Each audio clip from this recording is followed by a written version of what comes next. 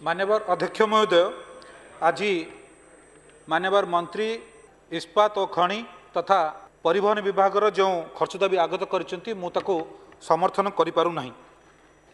वर्तमान शासक दल बहु विधायक कथा रखुले जे विगत दिन सरकार जो पेनाल्टी आदाय करते से अधिक रखिंट।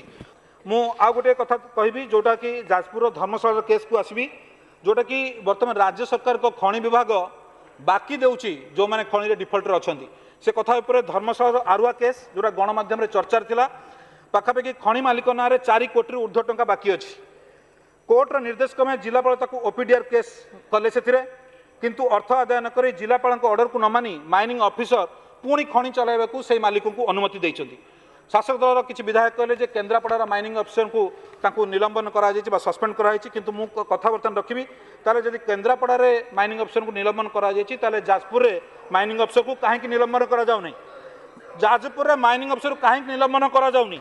एटा जो डबल इंजिन सरकार एटा डबल स्टैंडर्ड को देखाउनी कि केन्द्रापड़ा माइनिंग अफिसर प्रति गोटे कथा और जाजपुर माइनिंग अफिसर प्रति गोटे कथा।